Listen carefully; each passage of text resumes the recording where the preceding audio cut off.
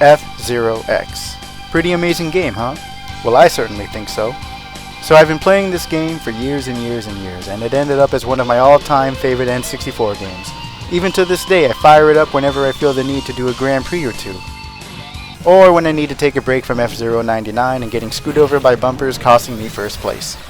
But today, I want to talk about something I haven't really thought about until recently, despite all the time I put into this game. And that's how the very first track, Mute City Figure 8, teaches you everything you need to know about the game's physics in just the first 2 turns. So I'll be taking the role of someone playing the game for the very first time. The race just started. You're going and you're getting a feel for the machine you're using, and you see the first turn coming up. You just ease on over to the right and get through it. Easy enough. Right after that, you see bright yellow arrows on the track, the universal video game sign of go here to go fast. So you drive into it and start to pick up speed and see a second one and decide to hit it too. Immediately after, you see the second turn coming up. So you make the turn and all of a sudden, oh no! You lose control and immediately lose all the speed you've built up, and now everyone is passing you! It's a rookie mistake and it's a shame when it happens, but that's what's beautiful about it.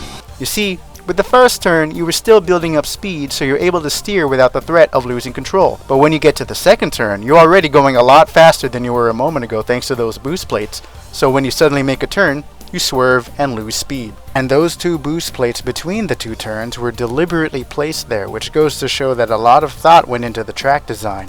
They look pretty inviting, and you see the other machines ahead of you hitting them and boosting off, so naturally you want to hit them too, and immediately feel the result. So swerving on the second turn is pretty unavoidable if you're unprepared.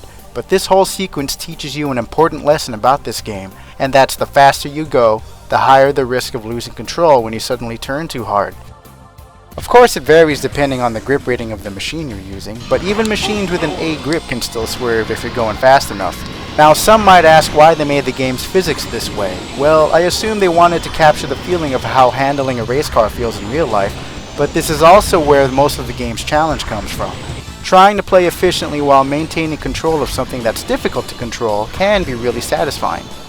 Anyway, after that ordeal, you're probably thinking, well, how can I avoid swerving on that second turn? Because you don't want to avoid those boost plates since that will lead to you getting left in the dust.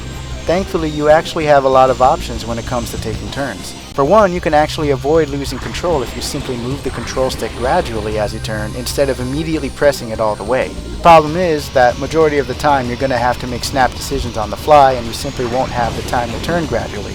You can also press and hold the Z or R button to slide to the left or right respectively, which also makes a distinct sound when you do it. This is the safest option to do, but you'll be losing speed in the process. Not as much speed as when you swerve, but there are other things you can do that are much more efficient. You can also do the tried and true racing game tactic of letting go of the accelerator when turning, and pressing it again when you exit the turn. This is a good way to maintain control while your speed only gradually goes down. Lastly, you can also do a side attack to get through turns, which can be done by double tapping the Z or R button. Doing this in conjunction with turning is a really good way to keep stable and is also a good way to get through sharp corners. You also get the added benefit of possibly killing anyone that happens to be in the way of you getting through a turn.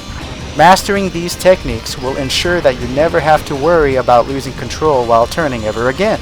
Lastly, I want to talk about how this all ties into the game's main mechanic, which is its boost system. Now, most people know by now that after completing the first lap, you gain the ability to boost whenever you want at the cost of your machine's health. Obviously, it's dangerous to mindlessly spam it as it can leave you with little to no health at crucial moments, which leaves you open to dying. But there's another reason to why spamming the boost can be dangerous, and that's the lesson those first 2 turns in Mute City taught you. The faster you go, the more risk you have of swerving and losing control. So anyone who hasn't mastered the physics and is spamming the boost without thinking are likely to lose control and ram into a wall, and because they lost almost all their health spamming boost, there's a high chance they're gonna explode and die.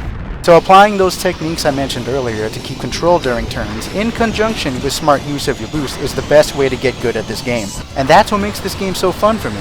You have to constantly put yourself in danger to get ahead and win, and being able to pull that off efficiently is one of the most satisfying gaming experiences out there. And there's a lot more to this game than what I've explained here, but I'll leave it there for now. So anyway, thank you so much for watching. Bye bye.